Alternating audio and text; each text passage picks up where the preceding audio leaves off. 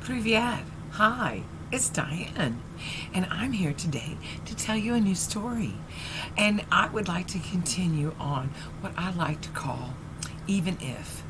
These are the even if stories that I love in the Bible because, well, here's the story. I'm going to tell you the story about Meshach, Shadrach, and Abednego. That's right. Meshach, Shadrach, and Abednego. And they were in the Old Testament, and this is in the book of Daniel. And it begins with Daniel telling the story. And he mentions them first in the first chapter, but the real story is in chapter 3. So, there was this crazy king, and his name was Nebuchadnezzar. Well, Nebuchadnezzar decided that he was going to make a statue of himself. He made this huge golden statue, and he had idols set up all around the kingdoms that represented him, and he sent out a decree to everyone in the kingdom, and he said, look guys, here's the way it's going to be.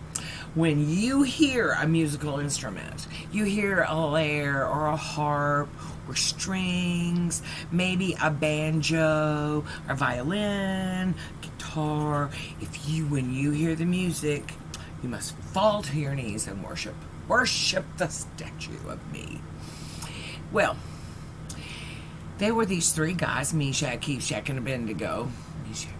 Shadrach and Abednego. They were slaves. They had been taken captive with the Jewish the nation when they had been taken, and so, but they had been made into the Chaldeans, which was I think they were like scholars and stuff, and so these boys were really bright and smart and showed a lot of promise, and they worked for the king, and he seemed to like them pretty good, but he decided he was going to have this decree, and those boys said, no. We're not going to do that because we don't worship other idols. We only worship the one true living God, the God of Israel, the God Jehovah, Jehovah Jireh, God I am. He's our guy, and that's who we're sticking with because they had been delivered by God for years and years. Now here they were captive again. This guy makes these statues, and these dudes have to bow down to it. Soon as they hear any musical instrument start to play, apparently there's a whole list of them, and so the Chaldeans find out that they're not doing it, and they're jealous of them anyway, and they don't like them. So they go to the king and they say, hey, Nebby, guess what? Those boys they're not bound down to your statue. They're not bound down to your statue at all. And you know what? You said that if anybody didn't bow down to the statue, that you were going to kill them. They got thrown into the fiery furnace. So you're going to have to kill them boys. Well, Nebuchadnezzar wasn't thrilled about that. Oh, so, he said, well, let me call them boys in here. So he called them into his office, I guess, to the king room. And he said, hey, now, it's almost time, but you know the law that when you hear musical instruments played, a harp, a banjo, a violin, a guitar, any type of music, maybe a kazoo even, you're supposed to bow down. Stop what you're doing, drop to your knees, and bow to my statue. Look, here it comes. Here's your chance. So, all of a sudden, they hear this musical instruments being played around in the city. There's some kazoos and some banjos, some auto harps, and they're playing, and the boys just stand there. Nope. The king said, what are you doing? You know that you're supposed to bow down to me. Now you did not, and I'm so mad now. I'm so mad. You know what I'm so mad? That boys, you guys, my guys, you go build up that fire in that furnace. I want you to make it the hottest fire that's ever been, because I'm throwing these boys into the fire. 7 times hotter than any fire had been. Yeah. So they took the boys, Shadrach, Meshach, and Abednego. They had their hats, they had their tunics, all their clothes on, and they bound the three of them together. Like a cord of wood. They just wrapped them boys up in some rope and stuff and tied them up and chunked them into the fire. The men that were chunking them into the fire died. The heat was so hot, it killed them immediately. They fell dead. Well, Nebuchadnezzar was like, I guess that'll teach those guys about not doing what I say. I made an example of him. But, but, those boys had told him before they went in there, let me tell you what, King, you throw us in that fire because our God is going to deliver us. King said, that's crazy. And they said, no, it's not. Our God is the strongest. He is the only one true living God, and he will deliver us from this fire. And if he doesn't, we don't care.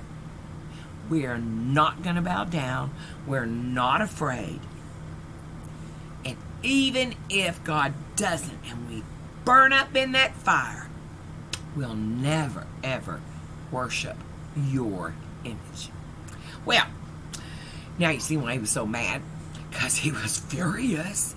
Well, he went over to take a look at them. I guess he wanted to see them burned up in that fire. And when he looked in there, what did he see? He didn't see nobody all burned up and screaming, oh, help me, I'm burning up. No, he did not. Shadrach, Meshach, Abednego, and some other guy. He saw them. 4 people in that fire. Hey, they weren't even burnt. They were just standing there, just talking to each other. And there was a 4th guy in there who wasn't Shadrach, Meshach, or Abednego, because they had on little hats and tunics and stuff. This guy, the king said, Nebi said, looked like a son of God. Looked like a God in there. What? And when he saw it, he said, I told you burn them up. And he said, we did. He said, but they're not burning. They're having a party in there. Look, they're just talking to some dude. Get out of here, boys. You gonna come in here. What in the heck is going on? And here they come out of the fire. Shadrach, Meshach, and Abednego walked out of there just like they had been thrown in there. No, hair wasn't singed. Their clothes were not singed. Their ropes are gone. But you know what? They didn't even smell like smoke. Nope, they didn't. They didn't even smell like they'd been near a fire, let alone in a fire that's 7 times hotter than any fire ever had been, and it killed the guys who chunked them in there. They just walked out pretty as you please. Well, King Nebuchadnezzar just went, wow. Wow. Your God is the real God. Wow. You know what? We're going to worship the God of Israel now. Because I see that your God is the one true living God, and that he's truly delivered you today, just like he said he would. So he said, I'm going to tell you what, anybody messes with this God, they're going to die. They're going to be in some big trouble. And that's the story of Meshach, Shadrach, and Abednego, and the big old fire. But guess what? Even if God had not delivered them from the fire, they were prepared to die. They were prepared to die for what they knew to be the truth. But did God ask them to die? No. He wants a willing heart. Doesn't mean you're ever going to have to do it. It does mean that you have the power of the one true God inside of you. Jesus promises, for all who call upon the name of the Lord shall be saved, and that he will deliver and deposit that very moment into you, his Spirit. So many Christians today do not realize, so many believers do not realize that the power that raised Jesus Christ from the dead is inside of them, inside of me, and inside of you. We are not powerless. We're not here on this earth left to flop around like a fish out of water. We are here to thrive and to live a glorious life that honors God, that honors the one true living God who loved us enough that he split off a part of himself that became his only son and came to earth as a child, born of a virgin, not of a man, and lived, died, raised again, went back to heaven. Everybody saw it. With the promise, I'll be back. And he's coming back. And he's coming back for each and every one of us. But until that point, I don't want you to live a life of fear.